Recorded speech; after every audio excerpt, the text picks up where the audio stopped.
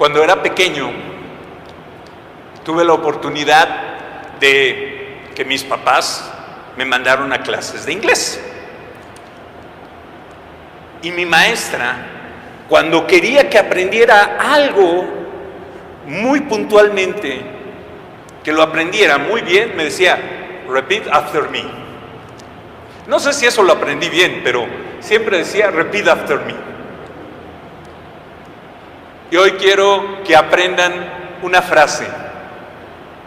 Entonces, please, repeat after me.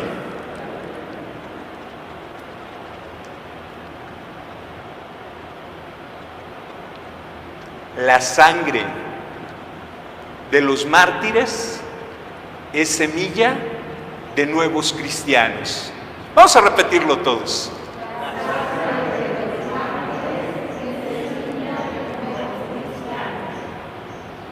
Esta frase es tan antigua. La dijo, repeat after me, Tertuliano. Así se llamaba el que dijo esta frase. Vamos a repetirla de nuevo.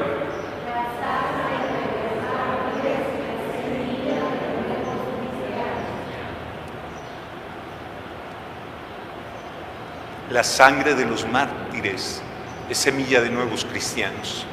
La historia de la iglesia nos ha enseñado que cuando más se ataca el nombre de Cristo, cuando más se le odia a Jesús, cuando la indignación por las enseñanzas de Cristo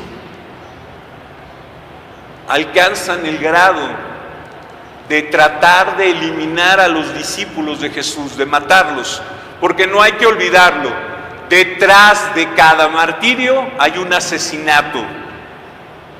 Martirio es una palabra hermosa y teológica. Detrás de cada martirio hay un asesinato. Y el martirio ha atravesado la historia de la iglesia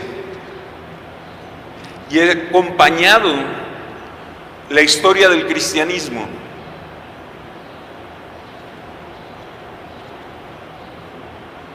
Acababa de llorar por primera vez el niño Jesús, cuando cientos de niños fueron asesinados por Herodes. Apenas se le cambiaban los pañales al maestro y ya era cruelmente perseguido. Y el mismo maestro es el mártir por excelencia, el hombre que más injustamente, porque él jamás cometió el mal, nunca le hizo daño a una sola persona, todo lo hacía bien, dice la Escritura.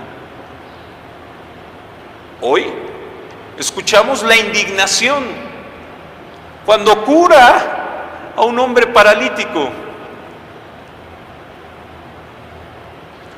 porque parece que cuando se hace el bien hay quienes se ofenden. Y la historia del martirio en la iglesia continuará. Y vemos que junto a la vida de Jesús van a cortar la voz al que es la voz en el desierto, Juan el Bautista.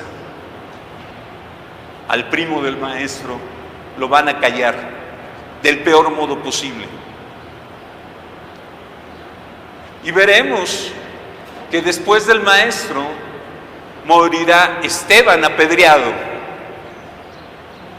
Santiago inmediatamente después, y de ahí la lista se vuelve infinita.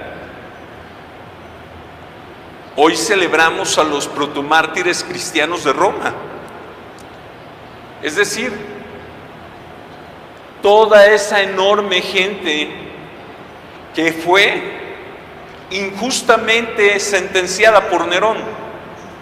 Sabemos que Nerón, en su locura, había mandado matar a su mamá, y en su locura, en sus sueños de grandeza, ya había puesto junto a donde está el circo romano y junto al lugar donde se hacían los juegos, una escultura gigante, titánica de él. Y había dicho: esta ciudad no merece a un Dios como yo, necesito una ciudad distinta, y la mandó quemar. Y cuando se dio cuenta de las consecuencias de lo que hacía, proyecta, como hace toda la gente inmadura, la responsabilidad sobre otro, los cristianos. ¿Saben cuál es la primera imagen de Cristo que hay? La más antigua, la dibujaron en Roma. ¿Y saben qué es? Un crucificado con cara de burro. Esa es la representación más antigua de Jesús. Porque al Maestro siempre lo han perseguido, a él y a sus discípulos. Y durante 3 años en Roma, la persecución a los cristianos fue horrenda. Devorados por los leones, siendo en el Coliseo romano, al lado de la escultura gigantesca de Nerón, que fue destruida, por supuesto, después. Devorados como si fueran payasos, disfrazados, eran lanzados a los leones. Gente que apenas acababa de escuchar el nombre de Jesús, además, porque si hablamos del año 64, ¿en qué año murió Cristo? 33. ¿Cuántos años habían pasado entre la muerte del Maestro y ellos? Pocos. ¿Cuánto tiempo había pasado en que, cuánto tardaba un acontecimiento que sucedía en el desierto de Israel, que para los romanos era el último rincón del mundo, para llegar hasta la capital del imperio? Muchísimos años. Era gente que apenas estaba conociendo a Jesús. Tan estaban conociendo a Jesús que conocían el Evangelio solo de palabra. El Evangelio no se había escrito ni siquiera. Nunca habían tomado en sus Biblias, en sus manos la Biblia. Y habían creído. Y habían creído a Pedro. Y habían creído a Pablo. Le habían creído a Lucas. Le habían creído a Marcos, que habían llevado la fe a Roma muy poquito tiempo antes. Muchos de ellos fueron bautizados. ¿De qué modo? No por agua, sino con su propia sangre. Muchos de ellos fueron bautizados con fuego, es decir, quemados vivos. Hoy la iglesia recuerda a estos primeros perseguidos cruelmente por el Imperio Romano. El Imperio Romano tuvo crueles persecuciones por la iglesia.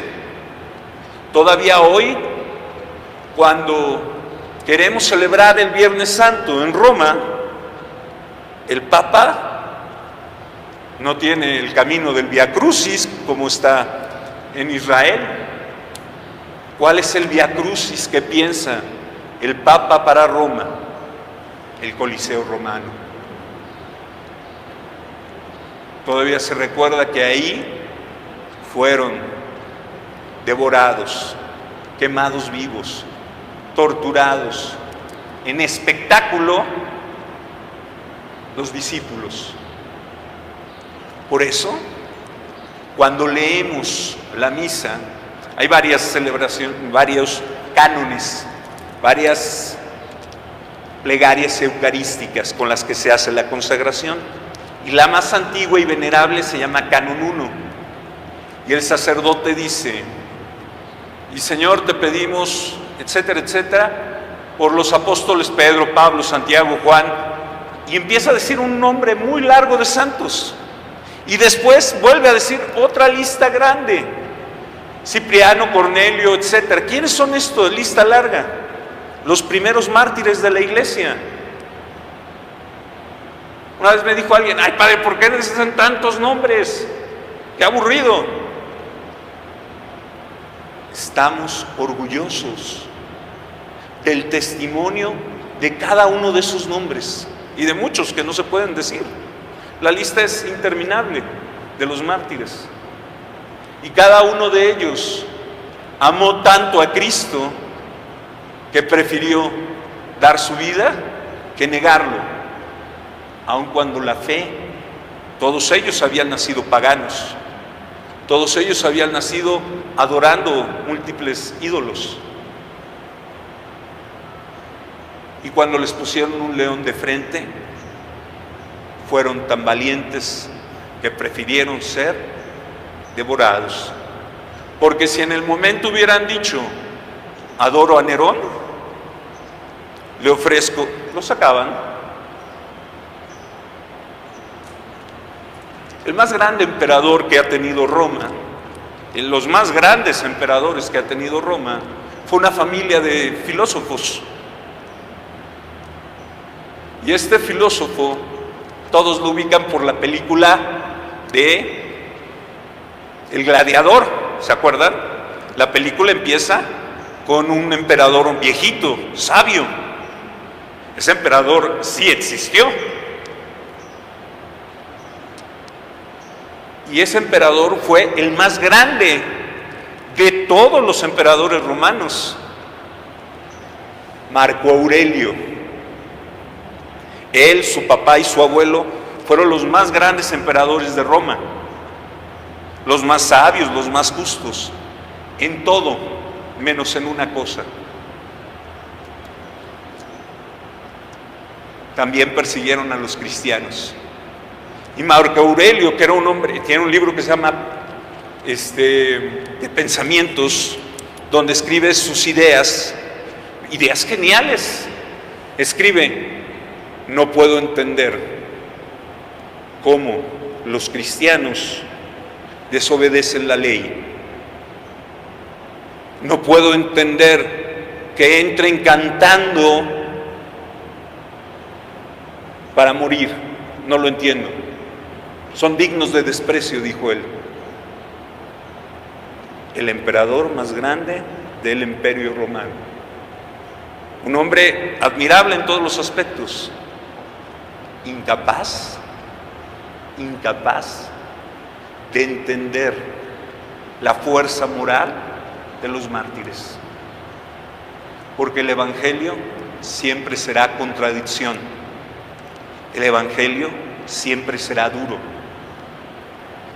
Y si la sabiduría, como la de Marco Aurelio, no tiene humildad, jamás podrá entender el mensaje de Cristo.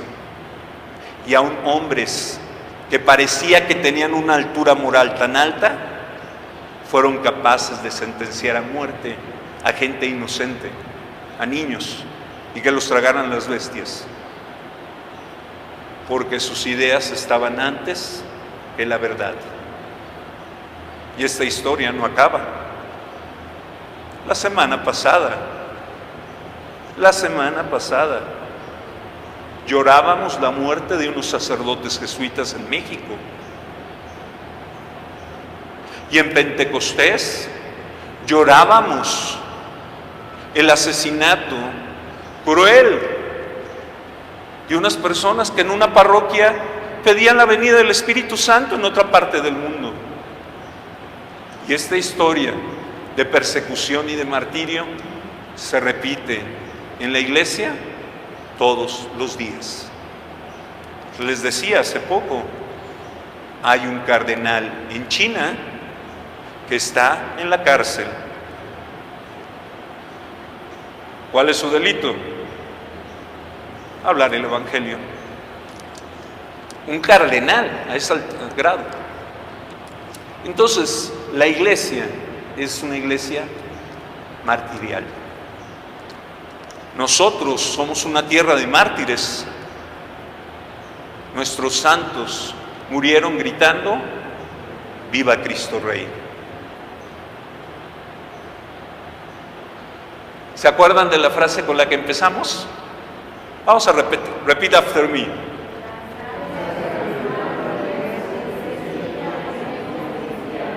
¿Quién lo enseñó? Tertuliano.